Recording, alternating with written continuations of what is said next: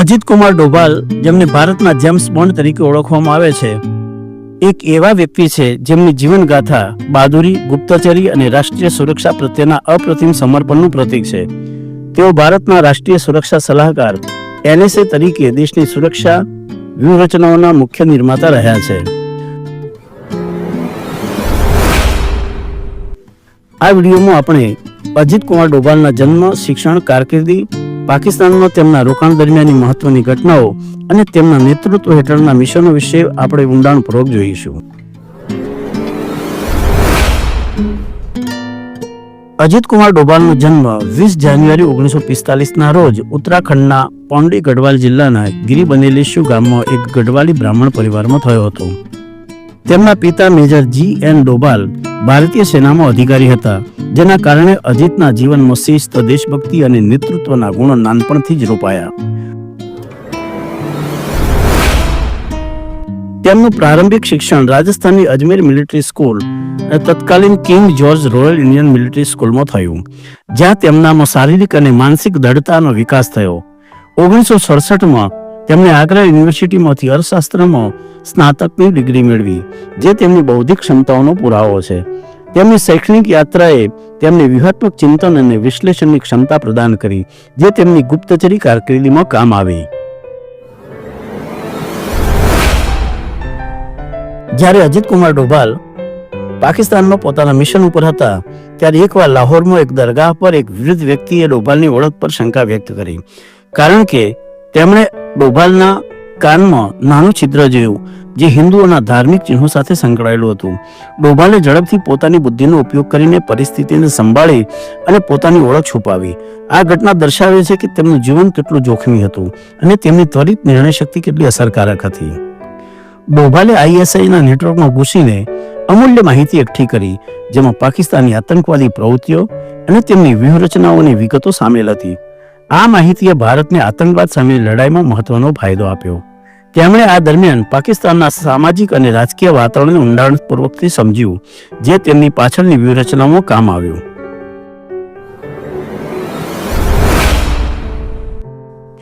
આ રોકાણ બાદ ડોભાલે 6 વર્ષ સુધી ઇસ્લામાબાદમાં ભારતીય હાઈ કમિશનમાં અધિકારી તરીકે સેવા આપી, જ્યાં તેમણે રાજદ્વારી અને ગુપ્તચરી બંને ભૂમિકાઓ ભજવી. આ અનુભવે તેમને આંતરરાષ્ટ્રીય સુરક્ષા અને ગુપ્તચરીના ક્ષેત્રમાં નિષ્ણાત બનાવ્યા. તેમના કેટલાક અગત્યના મિશનો જોઈએ તો મિઝોરમ બળવો 1970.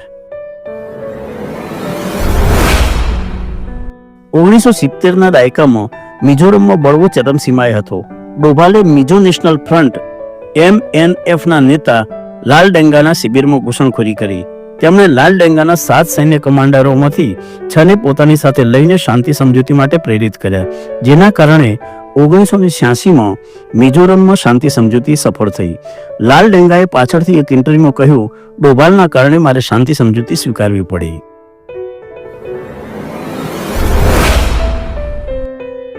સિક્કિમનું ભારતનો વિલય 1975.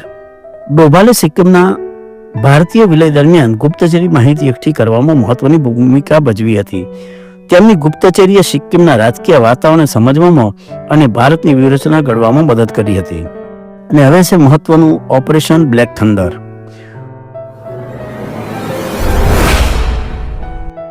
1988માં પંજાબના અમૃતસરમાં સ્વર્ણ મંદિરમાં ખાલિસ્તાની આતંકવાદીઓએ કબજો જમાવ્યો હતો. ડોભાલે એક રિક્ષાવાળાના વેશમાં મંદિરમાં પ્રવેશ કર્યો અને આતંકવાદીઓની હિલચાલ, હથિયારો અને સ્થાનોના નકશા તૈયાર કર્યા. તેમણે આતંકવાદીઓને ખોટી સલાહ આપી અને તેમની યોજના નિષ્ફળ કરી. આ માહિતીએ ઓપરેશન બ્લેક થંડરની સફળતામાં નિર્ણાયક ભૂમિકા ભજવી, જેના પરિણામે આતંકવાદીઓનો સફાયો થયો અને મંદિર મુક્ત થયું. આ ઓપરેશન માટે ડોભાલને કીર્તિ ચક્ર એનાયત કરવામાં આવ્યો હતો. 1999માં ઇન્ડિયન એરલાઇન્સના ફ્લાઇટ નંબર IC-814નું અફઘાનિસ્તાનના કંદહારમાં અપહરણ થયું. ડોભાલે મુખ્ય વાટાઘાટ તરીકે ભૂમિકા ભજવી સેટેલાઇટ ફોન દ્વારા તાલિબાન અને આતંકવાદીઓ સાથે વાતચીત કરી.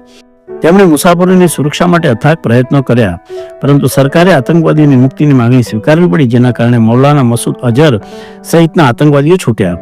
આ ઘટનામાં ડોભાલની કુશળતા અને નિર્ણય શક્તિની પ્રશંસા થઈ. કદાચ સરકારના વિલંબની પરિસ્થિતિ થોડી જટિલ બનાવી હતી.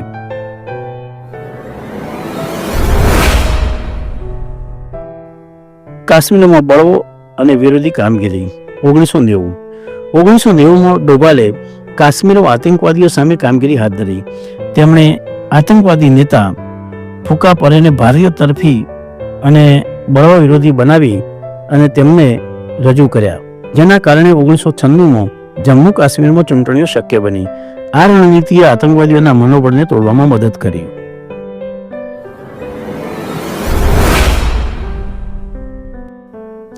ઓપરેશન હોટ પરસ્યુટ 2015માં ડોભાલે national socialist council of Nagaland NSCNK ના બળવાખોરો સામે મ્યાનમારમાં ક્રોસ બોર્ડર ઓપરેશનનું નેતૃત્વ કર્યું. આ ઓપરેશનમાં 20 થી 30 બળવાખોરો માર્યા ગયા. જો કે મ્યાનમારે આ દાવાને નકાર્યો અને કહ્યું કે હુમલો ભારતીય સરહદમાં થયો હતો.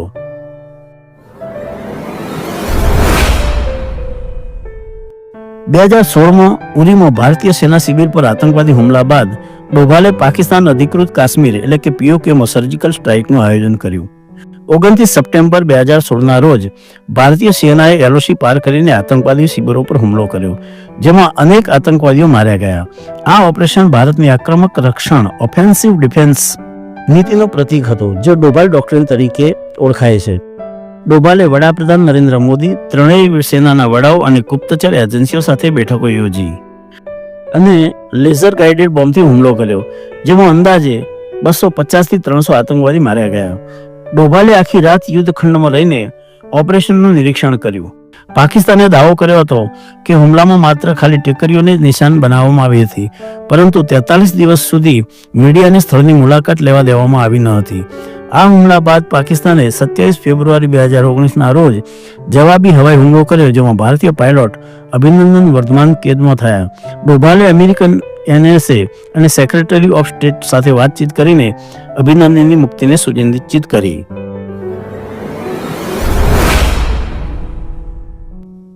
દોકલામ સ્ટેન્ડ ઓફ 2017માં ભારત અને ચીન વચ્ચે દોકલામમાં 73 દિવસનો સૈન્ય સ્ટેન્ડ ઓફ થયો.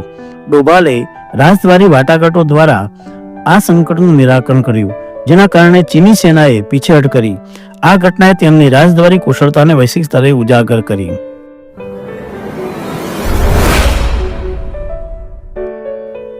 ઓપરેશન સિંદૂર 2025. 7 મે 2025ના રોજ ડોભાલે ઓપરેશન સિંદૂરનું નેતૃત્વ કર્યું, જે 22 એપ્રિલ 2025ના પહેલગામ આતંકવાદી હુમલાના જવાબમાં હતું, જેમાં 25 ભારતીય અને એક નેપાળી સહિત 26 નાગરિકો માર્યા ગયા. આ હુમલાની જવાબદારી જૈશ-એ મોહમ્મદ, લશ્કર તૈયબા અને હિઝબુલ મુજાહિદીન સાથે સંકળાયેલી હતી. ડોભાલે RNW એટલે કે રો, NTRO અને સશસ્ત્ર દળો સાથે મળીને 9 આતંકવાદી ઠેકાણાઓને નિશાન બનાવ્યા, જેમાં બહાવલપુર જૈશ-એ મોહમ્મદનું હેડક્વાર્ટર, મુરીદકે લશ્કરે તૈયબાનું મરકજ, કોટલી, રાવલાકોટ, ચક્સવારી, બિમ્બર, નીલમ વેલી અને ચકવાલ સામેલ હતા. ઓપરેશનની ગુપ્તતા જાળવવા માટે ડોભાલે અંતિમ ક્ષણે લક્ષ્યો બદલ્યા અને માત્ર તેમને જ ચોક્કસ લક્ષ્યોની માહિતી હતી.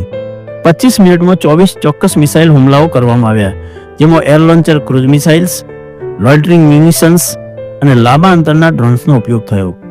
આ હુમલાઓમાં 100 આતંકવાદીઓ માર્યા ગયા, જેમાં મૌલાના મસૂદ અઝહરના 10 પરિવારજનો અને 4 નજીકના સહયોગીઓ સામેલ હતા.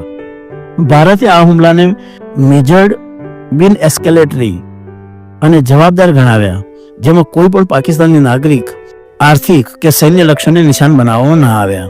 ડોભાલે America, Britain, Saudi Arabia, Japan, Russia, France અને UAEના NSA સાથે વાત કરી, ખાસ કરીને US secretary of state Marco Rubio સાથે, અને સ્પષ્ટ કર્યું કે ભારત યુદ્ધ ઈચ્છતું નથી, પરંતુ પાકિસ્તાનના કોઈ પણ એસ્કેલેશનનો નિર્ણાયક જવાબ આપવામાં આવશે.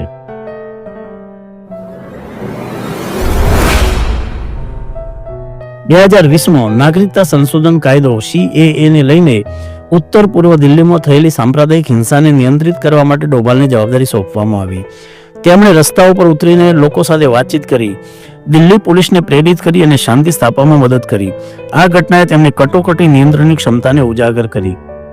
જમ્મુ કાશ્મીરમાં આર્ટિકલ 370ની નાબૂદી 2019માં આર્ટિકલ 370ની નાબૂદી બાદ જમ્મુ કાશ્મીરમાં લાદવામાં આવેલા લોકડાઉન અને સંચાર પ્રતિબંધો દરમિયાન ડોભાલે શોપિયોમાં સ્થાનિક લોકો સાથે બેસીને ભોજન કર્યું અને શાંતિનો સંદેશ આપ્યો. તેમની આ હાજરીએ કાશ્મીરીઓમાં વિશ્વાસ જગાડવામાં મદદરૂપ થઈ. NSA તરીકે ડોભાલે ભારતની આંતરરાષ્ટ્રીય સુરક્ષા નીતિઓને મજબૂત કરી. 2023માં તેમણે અમેરિકામાં ઉચ્ચ સ્તરીય બેઠકો યોજી. ICTE હેઠળ ભારત અમેરિકા સહકાર વધારવાની ચર્ચા થઈ. 2024માં તેમણે ચીનના વિદેશ મંત્રી વોંગ યિયાન સાથે બેઇજિંગનો LAC વિવાદ પર ચર્ચા કરી, જે બાદ બંને દેશો વચ્ચે શાંતિ અને સ્થિરતા જાળવવાની સમજૂતી થઈ. 2005માં IBમાંથી નિવૃત્ત થયા બાદ ડોભાલે 2009માં વિવેકાનંદ ઇન્ટરનેશનલ ફાઉન્ડેશન એટલે કે VIFની સ્થાપના કરી, જે રાષ્ટ્રીય સુરક્ષા, વિદેશ નીતિ અને વ્યૂહાત્મક મુદ્દાઓ પર સંશોધન કરે છે. 2009 અને 2012માં તેમણે Indian black money abroad in secret banks and tax havens પર 2 અહેવાલ લખ્યા, જે ભારતના આર્થિક સુરક્ષા મુદ્દાઓને ઉજાગર કરે છે. VIFએ તેમની વિચારસરણી અને રાષ્ટ્રીય હિતો પ્રત્યે પ્રતિબદ્ધતાને મજબૂત કરી. અજીત કુમાર ડોભાલનું વ્યક્તિગત જીવન અને વિચારધારા. અજીત કુમાર ડોભાલે 1972માં અરુણી ડોભાલ સાથે લગ્ન કર્યા અને તેમના 2 પુત્રો શૌર્ય ડોભાલ અને વિવેક ડોભાલ છે. શૌર્ય VIF સાથે સંકળાયેલા છે. ડોભાલનું વ્યક્તિગત જીવન ખાનગી રહ્યું છે અને તેઓ સાદગી અને શિસ્તથી જીવન જીવે છે. તેમની વિચારધારા, જે ડોભાલ ડોક્ટ્રિન તરીકે ઓળખાય છે, આતંકવાદ સામે આક્રમણ રક્ષણ, ઓફેન્સિવ ડિફેન્સ, કીર્તિ ચક્ર 1988, ઓપરેશન બ્લેક થંડરમાં તેમની બહાદુરી માટે તેઓ પ્રથમ પોલીસ અધિકારી બન્યા જેમને આ સૈન્ય સન્માન મળ્યું, અને ડબલ સ્ક્વીઝ સ્ટ્રેટેજી પર ભાર મૂકે છે, જેમાં આતંકવાદીઓના માળખાને નષ્ટ કરવા અને દુશ્મનો પર દબાણ લાવવામાં સામેલ છે. આ નીતિએ ભારતની સુરક્ષા નીતિમાં પરિવર્તન લાવ્યું, જે 2016ના સર્જિકલ સ્ટ્રાઇક અને 2019ના બાલાકોટ એર સ્ટ્રાઇકમાં પ્રતિબિંબિત થયું. અજીત કુમાર ડોભાલની જીવનકથા એક એવા વ્યક્તિની ગાથા છે જેમણે પોતાનું સમગ્ર જીવન રાષ્ટ્રની સેવામાં અર્પણ કર્યું છે. પાકિસ્તાનમાં 7 વર્ષના અંડરકવર રોકાણથી લઈને operation black thunder, Balakot air strike અને ઓપરેશન સિંદૂર જેવા નિર્ણાયક મિશનો સુધી ડોભાલે હંમેશા નિર્ભયતા, બુદ્ધિમત્તા અને દેશભક્તિ દર્શાવી છે. NSA તરીકે તેમણે ભારતીય વૈશ્વિક સુરક્ષા નીતિઓને મજબૂત કરી અને આતંકવાદ સામે નિર્ણાયક વલણ અપનાવ્યું. તેમની જીવનગાથા દરેક ભારતીય માટે પ્રેરણાદાયી છે, જે દર્શાવે છે કે શિસ્ત, નિર્ભયતા, રાષ્ટ્ર પ્રત્યેની નિષ્ઠા અને સમર્પણ કેવો અદ્ભુત પરિણામો આપી શકે છે.